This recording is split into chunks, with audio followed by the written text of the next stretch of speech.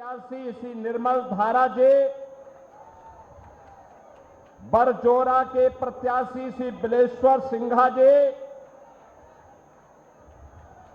संयोजक उत्तम दे जी, संयोजक सोनमुखी श्री चंचल सरकार जी, जिला प्रभारी बिशुनपुर श्री सुनील रुद्र मंडल जी,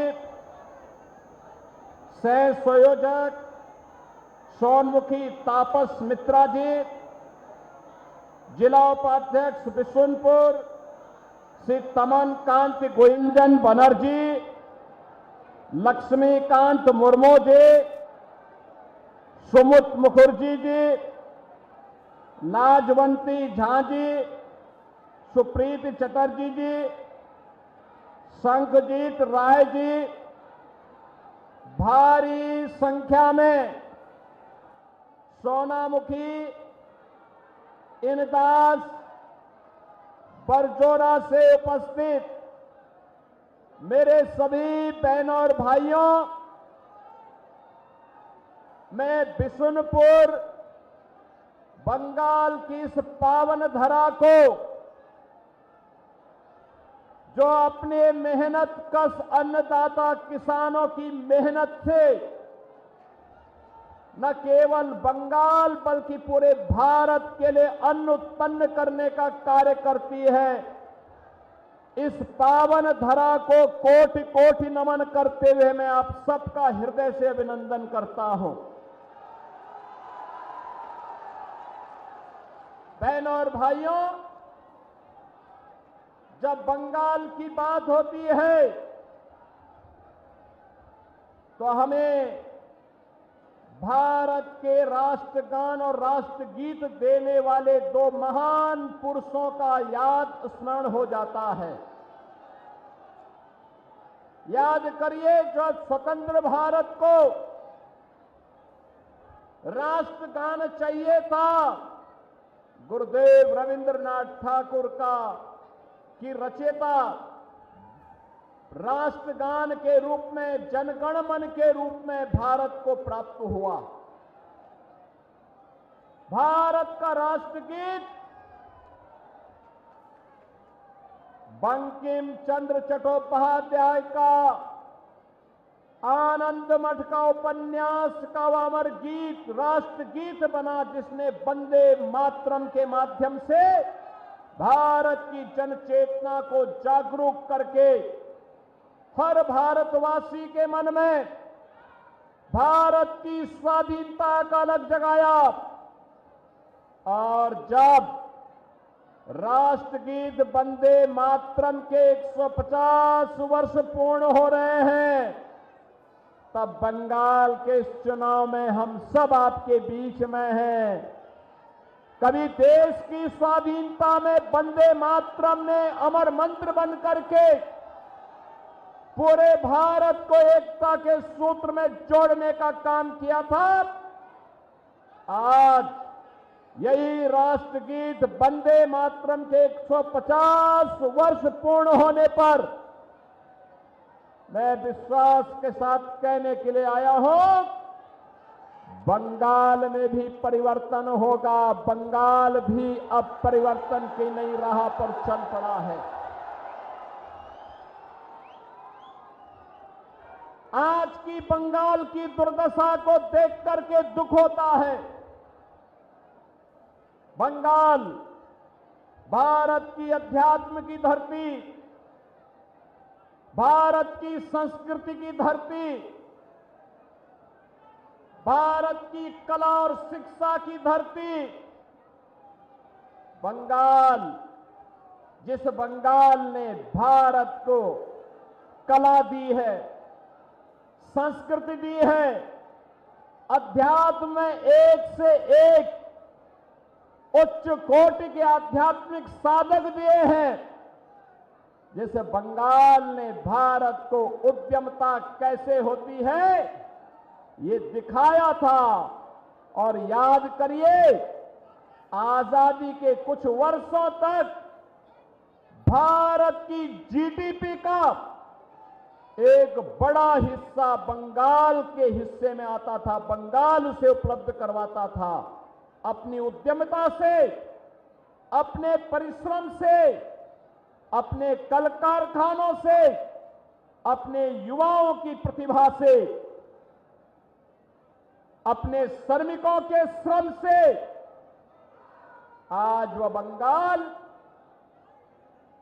पहले कांग्रेस ने, फिर वामपंथ ने और अब टीएमसी पिछले 15 वर्षों से उस बंगाल को अब कंगाल करने की दिशा में आगे बढ़ाए हैं। बहनों और भाइयों, याद करिए, कभी देश की आजादी के लिए इस बंगाल की धरती से खुदीराम बोस ने हंसते हंसते फांसी के फंदों को चुना था।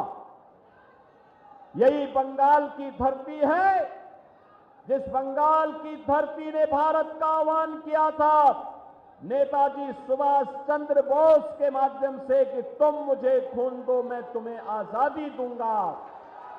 ये बंगाल की ही धरती थी। बहनों और भाइयों, बंगाल की धरती जिसने स्वामी विवेकानंद जैसा सन्यासी दिया, भारत का हर नागरिक, हर युवा जब भारत के अध्यात्म में जाने का प्रयास करता है, उसके सामने एक तस्वीर होती है, वह होती है स्वामी विवेकानंद की, रामकृष्ण परमहंस की। याद करिए, भारत के वैदिक ज्ञान की परंपरा को वैश्विक मंच तक पहुंचाने और भारतवासियों के मन में गर्व से कहो कि मैं हिंदू हूं, यह भाव पैदा करने का काम किसी सन्यासी ने किया था, तो वह स्वामी विवेकानंद है। बहनों और भाइयों, ये बंगाल की धरती रामकृष्ण परमहंस की धरती है। ये बंगाल की धरती स्वामी विवेकानंद जी की धरती है। ये बंगाल की धरती भारत सेवाश्रम संघ के संस्थापक स्वामी प्रणवानंद की धरती है। लेकिन भारत की संस्कृति की आत्मा कही जाने वाले भारत के राष्ट्रवाद की इस धरती को टीएमसी ने तुष्टीकरण की धरती बना करके रख दिया है, लूट खसोट की धरती तर्क बना के रख दिया है, अराजकता की धरती बना करके रख दिया है। बहनों और भाइयों, हम आपका आह्वान करने के लिए इसीलिए आए हैं, जैसे आज बंगाल में चल रहा है जो अराजकता है, जो गुंडागिर्दी है, यही गुंडागिर्दी, इसी प्रकार की अराजकता, इसी प्रकार की अव्यवस्था आज से 8 वर्ष 9 वर्ष पहले उत्तर प्रदेश में भी थी। याद करिए, भारत की सबसे बड़ी आबादी उत्तर प्रदेश में हर पर्व और त्योहार के पहले दंगे होते थे, महीनों महीनों कर्फ्यू रहता था, विकास के कार्य ठप पड़ गए थे, नौजवानों के लिए नौकरी नहीं थी, सत्ता के समानांतर गुंडे और माफिया वहां पर सत्ता का संचालन करते थे। और 2017 में भारत के यशस्वी प्रधानमंत्री मोदी जी के आह्वान पर उत्तर प्रदेश की जनता जनार्दन ने उत्तर प्रदेश में डबल इंजन की सरकार दी, डबल इंजन की सरकार। और डबल इंजन की सरकार आई, उत्तर प्रदेश में तुष्टीकरण नहीं बल्कि संतुष्टीकरण है। हर नौजवान, हर गरीब, हर किसान, हर महिला, हर श्रमिक, सबके सम्मान के लिए सरकार कार्य कर रही है। याद करिए, अब उत्तर प्रदेश में दंगे नहीं होते, नो कर्फ्यू, नो दंगा, यूपी में है सब चंगा। जितने माफिया थे वे सब माफिया जहन्नुम की यात्रा में चले गए। नहीं अब कोई माफिया है वहां, अब कोई माफिया नहीं, कोई गुंडा नहीं। अब तो वहां पर हर नागरिक सुरक्षित है और सुरक्षा का एहसास देखना हो, आज उत्तर प्रदेश भारत की इकोनॉमी में ग्रोथ इंजन के रूप में अपनी भूमिका का निर्वहन करता हुआ दिखाई दे रहा है। बहनों और भाइयों, याद करिए, अयोध्या में श्री राम जन्मभूमि के लिए बड़ा आंदोलन चला था। बंगाल के भी हमारे बहुत सारे कार सेवक गए थे। अयोध्या में राम मंदिर लोग कहते थे नहीं बन पाएगा। डबल इंजन की सरकार आई, बुलेट की स्पीड से आज अयोध्या में भव्य राम मंदिर का निर्माण भी हो गया है। और इसीलिए मैं आपसे कहने के लिए आया हूं, मोदी जी दिल्ली में और बंगाल में बीजेपी की गवर्नमेंट लेके आइए।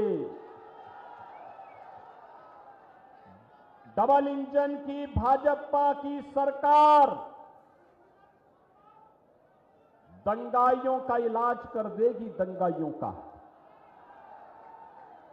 ये जो टीएमसी और वामपंथ के जितने भी गुंडे हैं, इनका उपचार किसी के पास है तो अब बीजेपी की डबल इंजन सरकार के पास है।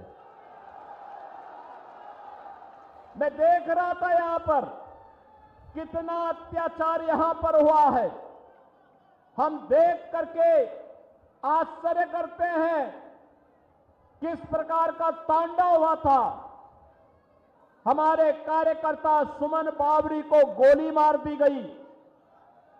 स्वरूप घोष, पलाश घोष, उत्पल दास जैसे कार्यकर्ताओं के घर उजाड़ दिए गए। तृणमूल के गुंडों ने सुशोभन का हाथ काट दिया गया। पात्र सायर के कोने कोने में ऐसे अनगिनत उदाहरण भरे पड़े हैं। बहनों और भाइयों, हमें दुख होता है, बंगाल का किसान और बिशनपुर का किसान तो अन्न उत्पादन करने वाला, भारत का पेट भरने वाला हमारा अन्नदाता किसान है, लेकिन उसको दाम नहीं मिल पा रहा। यहां पर आलू उत्तर प्रदेश के अंदर आज के दिन पर 15 से 16 रुपया किलो उसका दाम मिल रहा है और बंगाल में 1 से 1.5 रुपया। ये यहां के किसानों का शोषण है और इस सरकार के संरक्षण में, टीएमसी की सरकार के संरक्षण में इस प्रकार का शोषण हो रहा है। हम देख रहे हैं यहां पर किसान भारी कर्ज लेने को मजबूर है, डिप्रेशन का शिकार है। बंगाल को फिर से उस त्रासदी की ओर ले जाने का कार्य ये टीएमसी की सरकार कर रही है, जिसका उल्लेख 150 वर्ष पहले आनंद मठ के माध्यम से बंकिम चंद्र चट्टोपाध्याय ने बंगाल की त्रासदी की चर्चा की थी। वह उस समय अकाल था और आज सरकार के द्वारा पोषित गुंडों के द्वारा जो शोषण हो रहा है, उस शोषण, उस पलायन, उस बेरोजगारी, बंद हो रहे कल कारखाने, अन्नदाता किसान हताश और निराश की स्थिति में आज बंगाल के अंदर मजबूर होकर के यहां पर अन्याय और अत्याचार सहने के लिए मजबूर है।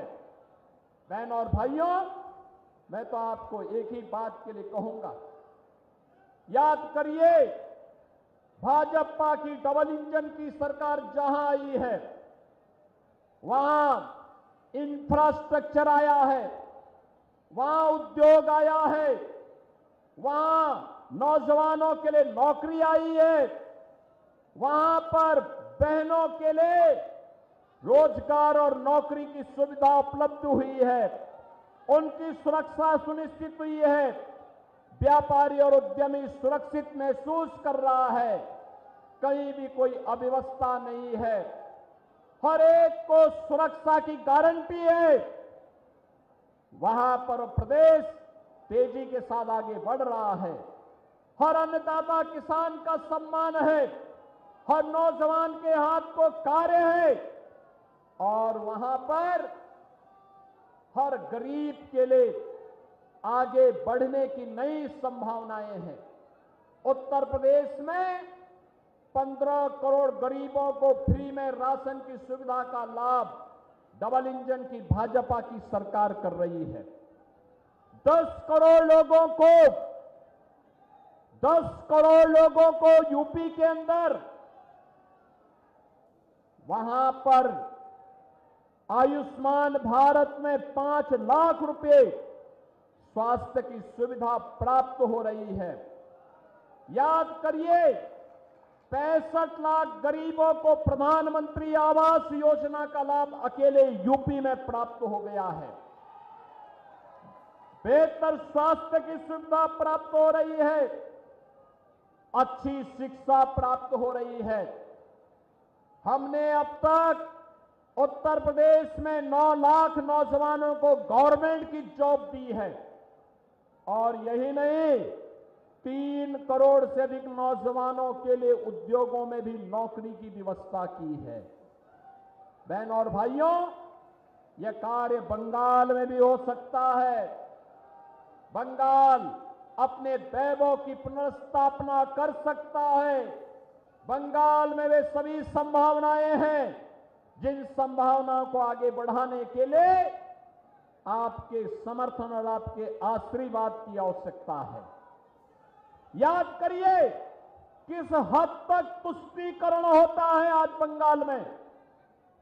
याद करिए 1905 में जब ब्रिटिशर के द्वारा बंगाल विभाजन की साजिश रची गई थी, तब बंगाल ने आह्वान किया था, हम विभाजित नहीं होंगे। तब विभाजन नहीं, तब स्वदेशी की हुंकार इसी बंगाल से निकली थी। उसने पूरे भारत को स्वाधीनता आंदोलन के साथ जोड़ने का काम किया था। बहनों और भाइयों, आज आपने देखा होगा, अभी हाल ही में कुछ दिन पूर्व बांग्लादेश में एक दलित हिंदू की निर्मम हत्या की गई। भाजपा विरोध करती है, हम लोगों ने उसके खिलाफ आंदोलन किया, लेकिन बंगाल की सीएम ममता दीदी मौन रही। उनको भय था कि अगर वह बोलेगी तो कहीं उनका मुस्लिम वोट न खिसक जाए। बहनों और भाइयों, मैं आपका आह्वान करने के लिए आया हूं। ये वोट बैंक के सौदागर बंगाल की डेमोग्राफी को बदलना चाहते हैं। आपके पास वर्तमान का समय है और वक्त आपका आह्वान कर रहा है। आने वाली पीढ़ी के साथ कांग्रेस, वामपंथ और टीएमसी को खिलवाड़ करने की छूट मत दीजिए। ये लोग जब यहां पे मां दुर्गा की पूजा का आयोजन, नवरात्रि के आयोजन होते हैं, तब ये लोग उन आयोजनों के दौरान व्यवधान पैदा करवाने का कार्य करते हैं। अब हमें ये बातें स्वीकार नहीं करनी चाहिए, इसको बर्दाश्त नहीं करना चाहिए और ये सबसे अच्छा वक्त है जब हम सब मिलकर के एक बार फिर से बंगाल को उसका पुराना वैभव फिर से आगे बढ़ाने का कार्य कर सकते हैं। और इसी का आह्वान करने के लिए मैं आज आपके बीच में आया हूं। बहनों और भाइयों, मैं तो आप सबसे कहना चाहता हूं कि बांग्ला आर चुप थाकवे ना,